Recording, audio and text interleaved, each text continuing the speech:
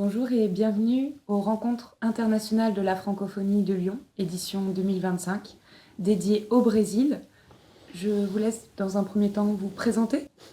Bonjour, je suis Jean-Paul Delfino, romancier, peut-être même écrivain maintenant. J'ai commencé comme auteur, mais enfin c'est des gradations dont on pourra éventuellement parler. Et j'ai écrit à peu près 70 livres, une trentaine de romans qui sont à peu près tous consacrés ou ont un point commun avec le Brésil. Et normalement, j'aurais dû être, je crois, plutôt dans l'enseignement si j'avais suivi l'itinéraire et la trajectoire de mes parents, mais il se trouve que je fais jamais rien comme les autres. Donc j'ai d'abord été professionnel de football, j'ai même fait les éliminatoires de l'équipe de France jusqu'à 18 ans. Et puis à 13 ans, le Brésil m'est entré dans la vie, ou plutôt a fait exploser ma vie. Et je crois à la métempsychose, c'est-à-dire que je n'arrive toujours pas aujourd'hui à m'expliquer comment, à 13 ans, un gamin dans une ville ouvrière peut tomber amoureux de quelque chose qu'il ne connaît pas, qui s'appelle le Brésil, qu'il va méconnaître jusqu'à l'âge de 20 ans, c'est-à-dire le premier voyage au Brésil. Et à partir du moment où l'avion s'arrête sur le tarmac, j'ai posé les pieds sur le sol brésilien et je vous jure qu'une semaine après, et ce n'est pas une exagération marseillaise malgré mon accent, je parlais couramment brésilien comme je parle aujourd'hui, mais il m'a fallu 3 jours de plus pour apprendre la gíria, apprendre l'argot carioca, qui est quand même plus compliqué parce qu'il y a des mots d'africains, des mots indiens. Et j'ai été cannibalisé par le Brésil et il m'a digéré, il m'a fait différent de ce que j'étais avant. Pour le bien ou le mal, j'en sais rien, mais en tout cas, le peu que je suis aujourd'hui, c'est entièrement au Brésil que je le dois. Donc c'est une origine de cœur, une origine choisie. Oui, c'est une, ouais, j'en parle souvent avec mon orisha, avec mon ange gardien. Et c'est un coquin, il veut pas me donner tous les secrets de ce qui se passe de l'autre côté du miroir. Mais je pense qu'on a tous, avant je disais avec une grande naïveté, beaucoup d'orgueil, on a tous un pays jumeau. Je crois plutôt qu'on a des lieux ou des énergies. C'est-à-dire, là, j'ai passé dernièrement 4 mois à Zurich pour travailler sur un film. Je suis rentré en Suisse, je suis sorti de Suisse, il ne m'est strictement rien arrivé. J'adore les Suisses, ils sont absolument adorables, mais c'est pas un pays où je sens qu'il peut m'arriver des choses. Vous allez au Brésil, vous allez en Guyane, vous allez au Suriname, vous allez en Angola, vous arrivez dans un certain état, 10 minutes après, il vous arrive des aventures dont personne n'aurait osé rêver. Je touche du bois parce que j'ai la tête en bois. Jusqu'à présent, ça s'est toujours bien passé parce qu'il faut aussi voyager avec un minimum d'humilité, de modestie et se mettre à la disposition des gens qu'on va voir plutôt que d'essayer de faire comme nos arrière, arrière, arrière, etc., grands-parents et essayer de coloniser le monde. Je crois qu'on est simplement des jouets que la destinée promène un peu partout. Après, on a un peu plus voix au chapitre, mais pour moi, ça a été indubitablement le Brésil, alors que absolument rien ne m'y préparait. Et maintenant, vous rêvez, vous écrivez, vous parlez en français, en portugais. Non, plus sérieusement, je rêve indifféremment en brésilien et en français. Comme j'ai eu la chance extraordinaire de connaître Jorge Amado, Zélia Gattai, je ne peux pas décemment aujourd'hui m'amuser à écrire en brésilien. D'abord, je crois que je n'en ai pas les moyens, mais même en m'aidant ne me parlez pas d'intelligence artificielle où je quitte le plateau, c'est sûr, mais en m'aidant d'un tas de dictionnaires et de livres de syntaxe, et puis ça marcherait pas, parce que l'énergie primaire serait parasitée par des problèmes de règles orthographiques, syntaxiques et de grammaire. Donc non, je suis une espèce de chose. Je suis ce que Blaise Cendrars s'appelait, je crois, avec justesse, un citoyen du monde. Et donc, oui, quand je vais au Brésil, je parle 5 langues, mais quand je vais au Brésil, c'est immédiat. Je suis chez moi, enfin chez moi. Non, mais je me sens à l'aise comme si j'étais chez moi. En France, je suis chez moi. Et après, je peux parler en italien, en anglais, en espagnol, mais là, il me faut. L'anglais, il n'y a aucun problème, mais l'italien, l'espagnol, il me faut 24-48 heures pour me remettre les mécanismes en place. Ce qui est relativement court tout de même pour se remettre dans une autre langue que sa langue maternelle. Si je vous parle de francophonie du Brésil, au Brésil, qu'est-ce que ces expressions vous évoquent? Euh, Je dois répondre sérieusement. On peut faire une réponse sérieuse et une réponse moins sérieuse. Non, On s'ajustera. je sais pas ce qu'est la francophonie. J'ai entendu hier une très longue conférence qui a duré 2 heures où j'avoue bien humblement ne pas tout comprendre.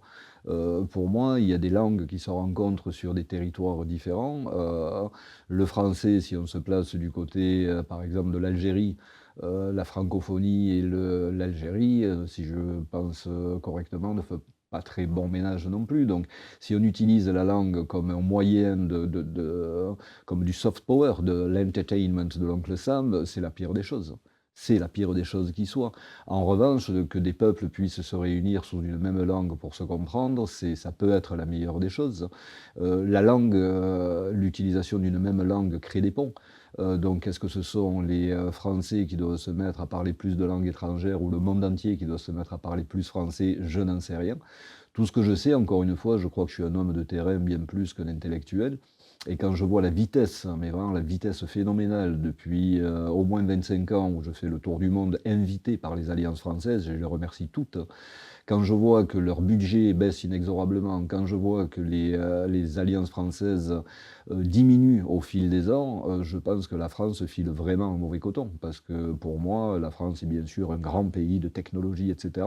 Mais quand même, le fond de la France qui fait qu'elle a été peut-être à un moment donné admirée dans le monde, c'est quand même sa culture, hein. Est-ce que vous pouvez nous parler de l'accueil réel ou souhaité de vos œuvres au Brésil? Alors, je ne parle jamais de mes œuvres. Je trouve ça... Non, parce qu'on a tendance à De vos enfermer publications? Oui, de livres, tout Oui. simplement, de romans.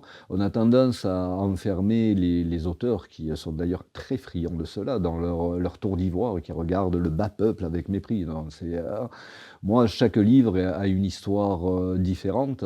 Et ben, quand mon premier Corcovado a été traduit en brésilien, je pensais sincèrement que ma vie pouvait se terminer là. Ça y est, j'avais atteint le Graal, le sommet. J'étais devenu auteur, j'étais devenu romancier. Maintenant, mes livres étaient traduits au Brésil. Sauf que là, je vais vous raconter une anecdote qui va vous faire sourire. Mais je prends l'avion pour aller faire un cycle de conférences au Brésil. Ça devait être en 2007, si je ne me trompe pas. Euh, dans le, dans le hall d'aéroport, Anne-Marie Métellier, mon éditrice, avait très bien fait les choses.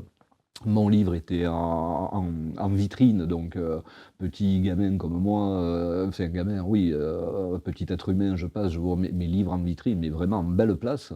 Je me suis dit, là, je peux mourir, hein. Le seul problème, c'est que j'arrive à l'aéroport de Rio, un peu embrumé, je descends, je fais les papiers, et puis je me retrouve dans l'équivalent des boutiques relais à Rio, et là, je vois une montagne de Corcovado traduit en brésilien. Là, je me suis dit, je peux mourir. Sauf que je suis toujours pas mort, donc j'ai encore des choses à faire. Est-ce que, selon vous, il y a un avenir de la francophonie au Brésil, par une génération peut-être plus qu'une autre Si je pouvais répondre à ça, je pense que je serais peut-être utile. Tout ce que je peux dire, c'est que le Brésil, comme d'autres pays dont on pourrait parler, sont en train de se faire vampiriser, sont en train de se faire vider de leur substance, sont en train de perdre leur âme, leur caractère et tout ce qui a fait leur particularité par le rouleau compresseur que sont les États-Unis. Donc je trouve ça absolument scandaleux que tout le monde aujourd'hui produise peu ou prou la même littérature, produise peu ou prou la même musique. Il n'y a plus de particularisme, il n'y a plus d'âme, il n'y a plus j'ai l'impression que ce sont que des clones de musique qui se ressemblent. Donc à mon avis, enfin, on devrait lutter alors qu'on ne jure que par la mondialisation, l'inclusion à tout prix. Non, on est tous différents et c'est ce qui fait on peut vivre tous ensemble. Et les pays, de par leur humus qu'ils ont accumulé pendant des centaines ou des milliers d'années, sont arrivés à un point de culture qui fait que normalement, ils devraient continuer. On va parler du Brésil, ça a été le choro, puis ça a été le samba, puis ça a été la bossa nova, puis ça a été la canção de protesto, puis le tropicalisme.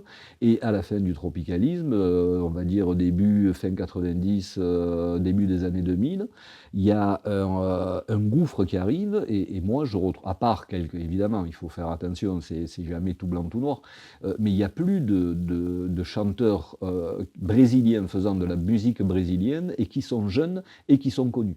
Et ça m'inquiète énormément. Si on veut en trouver, il faut aller dans des barzinhs, il faut aller dans des endroits un peu underground, pour bien parler français. Et là, on peut encore trouver des gamins, ça je l'ai vu la dernière fois où j'y étais.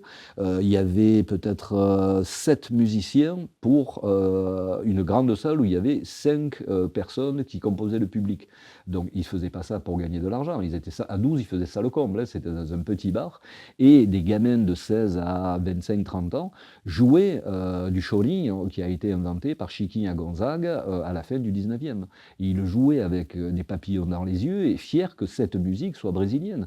Ce n'étaient pas des nationalistes, ce n'étaient pas des patriotes, c'était des Brésiliens. Ils étaient fiers de faire de la musique brésilienne, c'est-à-dire de s'inscrire en faux contre le rouleau compresseur dont je parlais tout à l'heure, qui fait qu'on voudrait que le monde entier consomme la même chose, que ce soit sur le plan musical, sur le plan littéraire, sur le plan cinématographique et même sur le plan de la malbouffe. Donc au bout d'un moment, moi je dis non, laissez-nous avoir nos particularités. Et la francophonie est une particularité, on se doit de la défendre, bien évidemment. Pas en opposition aux autres, mais simplement pour savoir d'où on vient, qui on est et vers où on veut aller. Merci. Pour vous, en tant qu'auteur, quel est l'intérêt d'être présent à ces rencontres internationales de la francophonie de Lyon? Vous avez, avec un grand sourire, dit le mot essentiel, c'est rencontre. Ces rencontres. Moi, je ne viens pas pour m'écouter parler, tout ce que je raconte, je le connais. Je viens pour faire des rencontres, pour discuter avec vous, comme on l'a fait hier soir sur le rooftop, pour parler de Marseille, pour parler de l'Italie, pour parler de la musique, du privé, du public, etc. Pour rencontrer Rita. Voilà, donc là, on s'est retrouvés sur scène, on ne s'était jamais rencontrés avant, et là, je découvre, qu'elle publie son premier livre chez Anne-Marie Métellier, où j'ai publié mon premier livre, qu'elle est totalement investie dans la cause pour la défense de la culture indienne, etc. Et moi, j'essaie à mon modeste niveau de faire la même chose avec la Guyane, face au Suriname, les Indiens Wayana, etc. Elle écrit pour la jeunesse, j'écris pour la jeunesse.